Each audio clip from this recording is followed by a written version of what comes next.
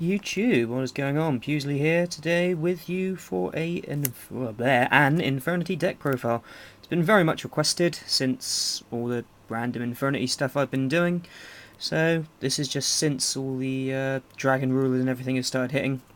There are some other changes that I'm considering. It's not a final sort of thing. It is still a work in progress, but a lot of people have been asking for updates. I get requests pretty much every day, so here we go. First off, you have your 3 Infernity Archfiends now in DT, courtesy of Olympia Yo. What a buddy. Then we have your 3 Archfiends, your Necromancers, sorry, Archfiend and 3 Necromancer. These are your Infernity monsters, which kinda doesn't really make it an Infernity deck in my eyes, but it is, so there you are. 2 Street Patrol, which, as I've explained before, 2 is very much needed. I've even started seeing builds spring up using 3, but I feel that pushes the monster count too high, so 2 is the definite minimum that you need, because it's just so good.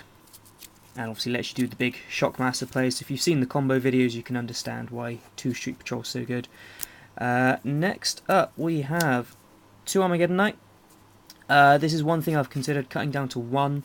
Haven't made the final push yet, but I would cut one down for something like a debunk, because the deck really doesn't like hand traps. At the moment I have 3 debunks in the side deck, but I want to try and find room for at least 2, so I'd have to find something else to cut alongside the Armageddon Knight, because you can get away with 1 quite easily.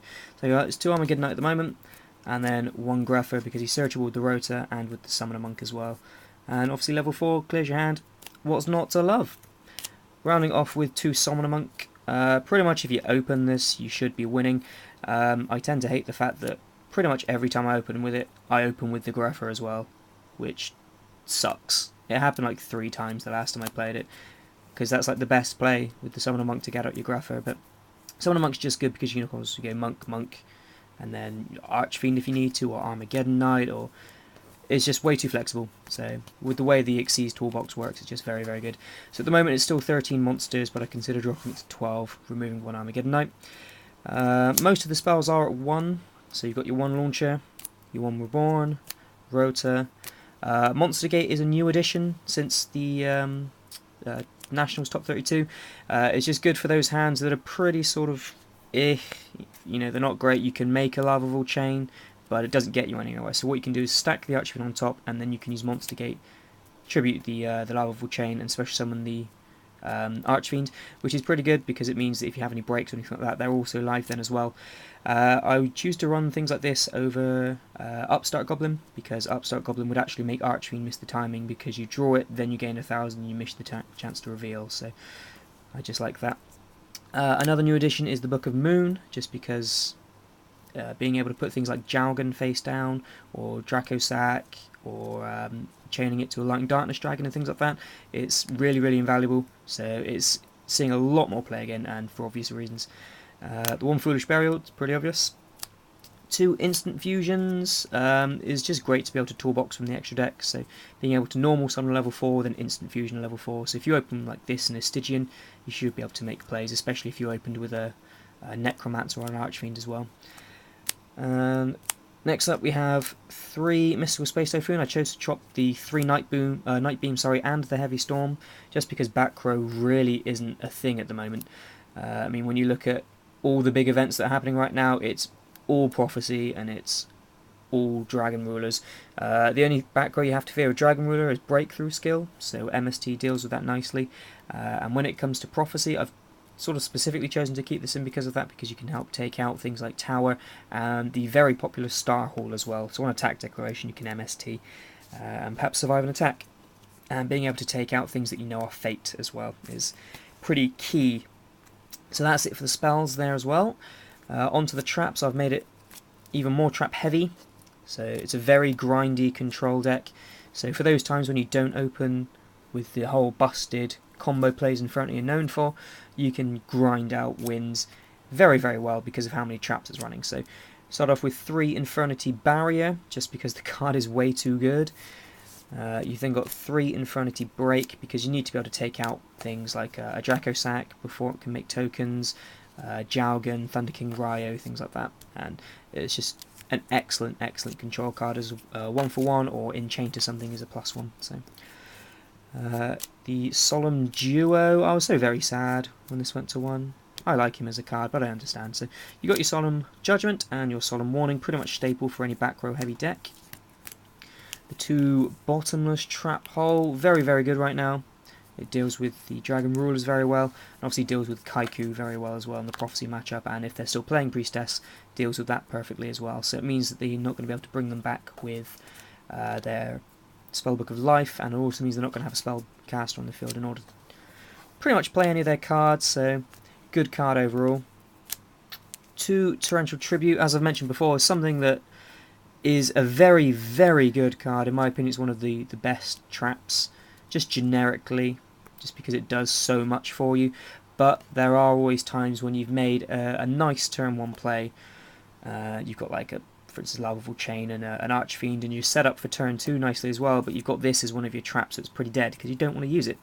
But it's good. As I said again, it's one of those decks where if you open up badly, you can grind out, and Torrential Tribute is fantastic for doing that as well, especially for generating the pluses.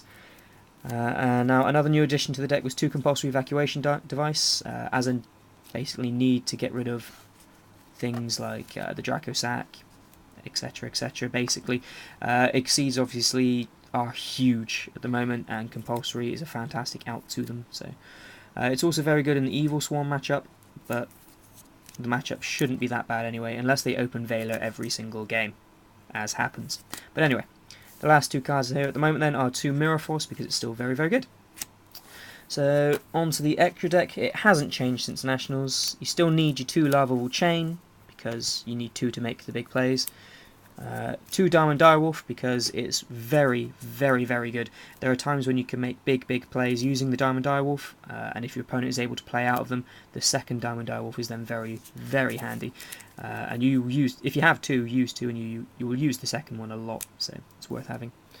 The 1 Shockmaster, because you really do only need 1. If you drop a Shockmaster, you should win, to be honest, unless your opponent has opened the absolute titty bojangles. We then have the Pearl, because Pearl's just generically nice and big. Cowboy, you do need a Cowboy in my opinion, because there are many, many times when you can get 2 Archfiends, a Lovable Chain, and a Levier, rather than going for the big Shockmaster play, which of course is 7,200 damage attacking on the field, and then you have your 2 Archfiends to go Cowboy for game, which, again, you can do a lot. Abyss Dweller isn't that great at the moment in my opinion, he's just way too small. I kind of want the level 4 fusion fish thing to come out. It's in the OCG only at the moment, but it just means that you can have that as your instant fusion target, so you can make 2 dwellers instead, which is a kind of cute play, but it's not huge, but it's worth knowing about. You've got your 1 Maestroke, just because he's Maestroke, he's pretty much a staple. 1 Papilli Operative, which I would change in a heartbeat for Black Ship if I could run it. So that's it for the rank 4s. You then have 2 Levier. Again, 2 Levier is needed because there are the massive plays when you need to Diamond Direwolf your own Levier, make a second one, and then you go into the Shockmaster, etc.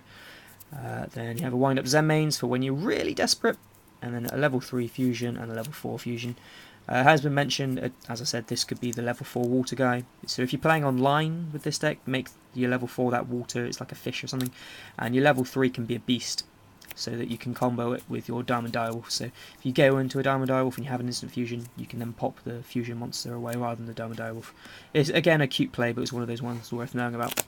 So there we are, that's the deck as I've been running at the moment. It's pretty fun. I really, really enjoy playing it. It's just the fact that you can't run hand traps is kind of a downside at the moment, which is why I'm considering the debunks, so that you can counter the hand traps and still get by with things like your barrier and your breaks and things like that, just to grind out the wins. So there we are, thumbs up, have fun.